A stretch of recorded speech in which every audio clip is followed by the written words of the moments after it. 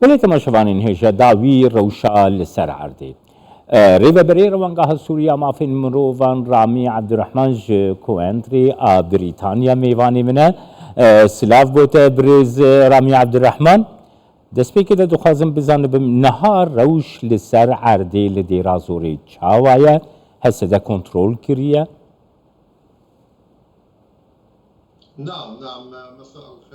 بله ئێوارە باش بێ باوایەکی گشتی قەسە دەیانجی هێزن سووریا دموکراتیک کۆنتڕۆلاوێ دەرێ کردە لە سەروان شەروانێن کو لە نافخەها بوون لە شێخی ئیبراهیم نەفل و هەروەها تەمشیتە کردە لەوێ باژارێ و هەروەها ڕێکەفتن کردە لە هەندێک جیهان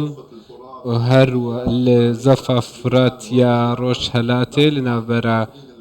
چیە و هەروەها ئەو شەڕکەرێن کولوێ دەرێبوون و هەروەها شەڕ دەکردن ژوێ ناوچەیە دەرکەتن دەمێ ئێوارێ بەلێ بە ئاوایەکێ گشتی ژ دوو ئێواری حتا نەهاژی هیچ شەڕ و پەفچوونێک چێ نەبوویە. برز رامی عبدالرحمن نها ترکیه وزیر دروی ترکیه حکام فیدان دبیجه کو افشری گوچه بویه فتنه یکی امریکا گو خستیه کردان و عربان برده هفدو راستیا وی که هیا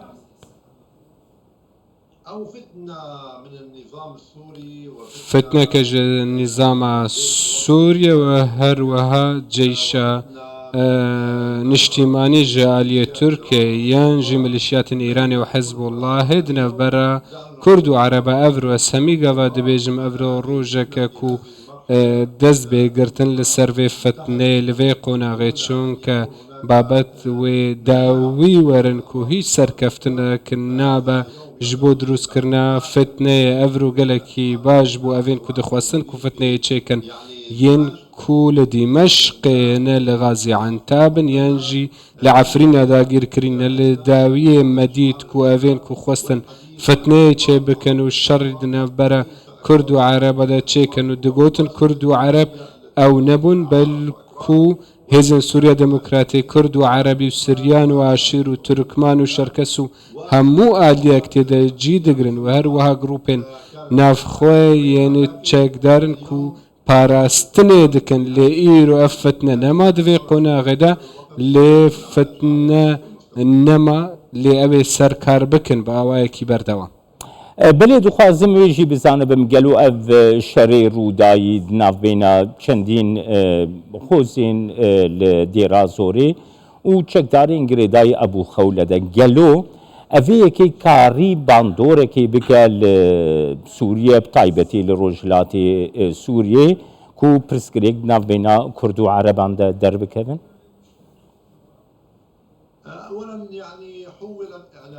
دەستپێکی باوایەکی ڕاگەهاندنێ گەلە کارهاتەکردن و بێژن کێشایدنە بەر عەشایرین عەرەبی و قەسەدێنە ئەگەر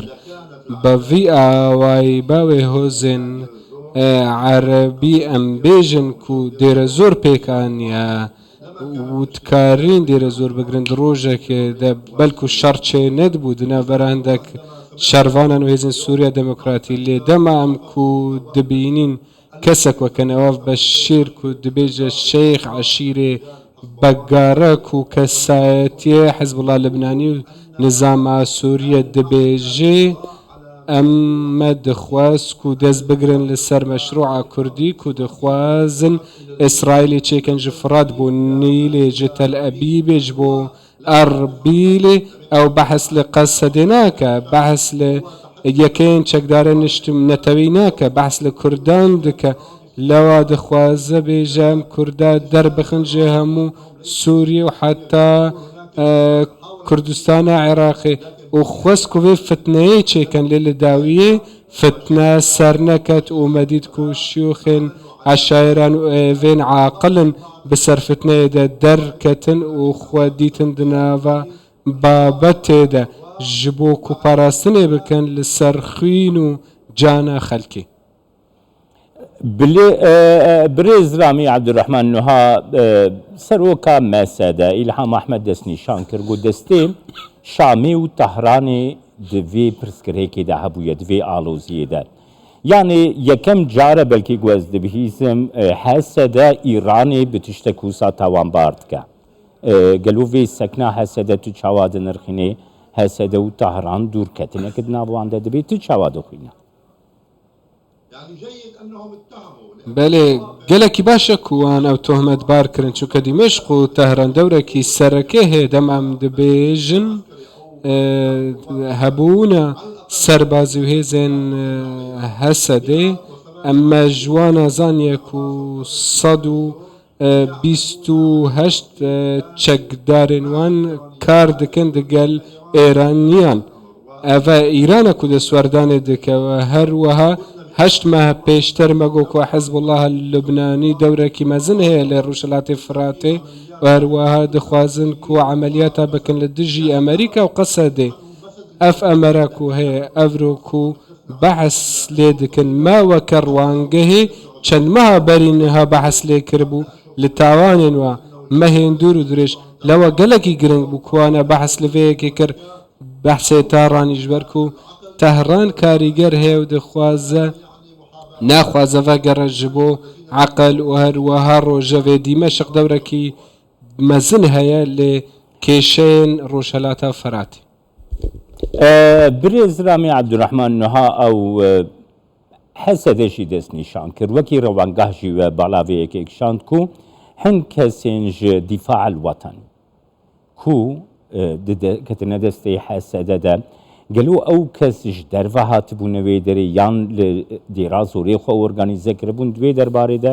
gera agahdariyan ji te werbigirin لا هم اتوا من بعض نەخێر ئەو هاتبوون ji ڕۆژاوایە فراتێ ji بۆ ڕۆژهەڵاتێ فراتێ و ماودیتن ku ji merakiban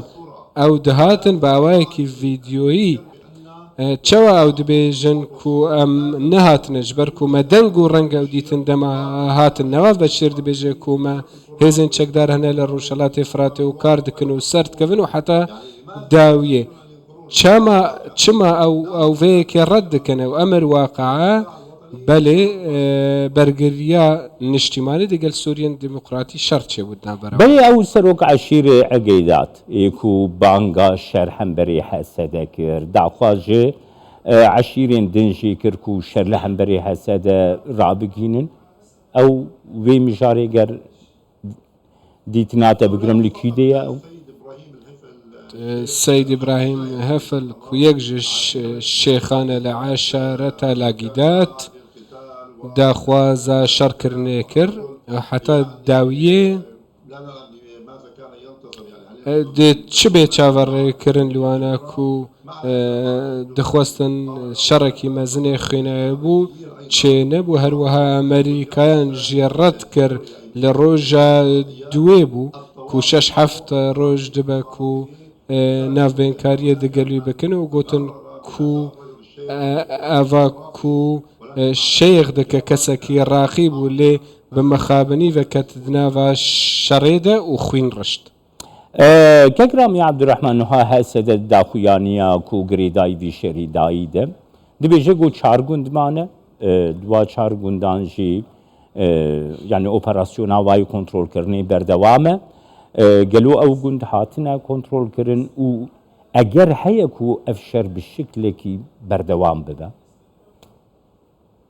لا تم السيطرة على كل القرى ولكن سوها دبینم ku hemû gund hatine kontrolkirin lê hebûna şerê belê dibe şer berdewam bê ji ber ku xelayên nivîstin hene xelayên Daişê hene û em dibêjin ku miqawemeya hozan lê hemberî Qesedeyên jî Amerîkiyan bi pêştiyê hebû û renge bimîne jî li van deveran برێز Ramî Nuha hesede daxuya kirin ku di şer de hêzên hevpeymanan jî destê alîkariyê gihandine wan firokên şer beşdarî kirine gelo hûn karin vê agadariyê teyîd bikin لا المساعدات هي تدخل بشكل مستمر هەفکاری باوایەکی بەردەوام دچن ji بۆ hêzên Sûriya Demokrat li dijî Daişan neku li dijî hozan belê birêz Ramî Abdurrahman Nuha di yanî civîneka Amerîka li gel hesede مسده و سرک هوزان جی چه بو و امریکا دست نیشان کرد کو تکزیه لسر هفکاریا لگل حسده پیکتینه گلو کارگریا و یکی چه بو؟ لا يوجد مخلفات، هم أبقوا وأكدوا على تعاونهم مع نەخێر ئەوە دەخوازن و هەفکاریان وان هەبن لەگەل هێزن سووریا دموکرات و 14,000 کەسێن وان هاتن کوشتن لەگەل لە شەڕی داعشێ لە ڕۆژهەڵاتێ فراد لە مونبج لە کۆبانی لە ڕۆژاوا و ڕۆژهەلاتی فراتێ لە حەسەکێ لە تل ئەبیەسک و لە ڕاس العین لە دێر زور لە 5 ساڵان و شەڕ و پەفچوونێن وانە هەبوون لەگەل داعشێ لەوە ویلایەتی نێگرتوونی ئەمریکی دەبێژە و ئەوێ بەردەوام بن لە هەماهەنگیا دگەل قەسەدێژ بۆ ڕۆبوونا رامي داعشێ عبد الرحمن يعني دفي شريك وشي بويدل ديرا زوري يعني جبو داعش دهاتت شواتي قالوا أب ممكن شانين بشارتي شالاكي دوي درباري ده گر آقاداريان اشتغر بكرم نعم يعني أولا بەڵێ دعنا نقول ما دەستپێکی ئەم دەخوازن و بێژن بەریڤان پەفچوونە لە ساڵە 2011 130 کار هاتنەکردن لە ئاوا و ڕۆژهەلاتەیە فراتێ لەو چما چونکە داعشێ هەموو تشتکردینە لە دەستپێکا شەڕێ ئەف پرسیار گەلە کاتکردن و پێویستە لوان کەسان بێتەکردن ئەوێن کو دەبێژن داعش سەر نەکەتیە دوێ شەڕیدا ئەگەر ئەف فتنە سەر بکەتەوە دا مستەفیدی هەری مەزن داعش بە كك رامي نها افچند روشه من بجي وكيكو آلوزي و شربر فرعتر بونا هم بخوشيد شوبينن قالو قري دايبونا كويب في روشادي رازوري رحبو گر ديتناتا بقرم لمن بجي روش شاوه لا هو مع عندما يتحدث وزير خارجية نەخێر ئەڤ وەزیری دەرێ تورکیا دەگەل ئەمریکا دەبێژاوێن و سەرکەتن هێزن کوردی دەبێژن هون شەڕ دەکەن لەگەل هۆزان شەڕ لەگەل قەسەدێکردن لە مونبج لە تل تەمر ئەڤە محاولاتên تورکیا بوون و ئەو هانددەش بەرکوفتنەیەکی چێ بکەندنە بەرە کوردان و عەرەبان قالك سباس رامي عبد الرحمن جاك وانتري لقلمه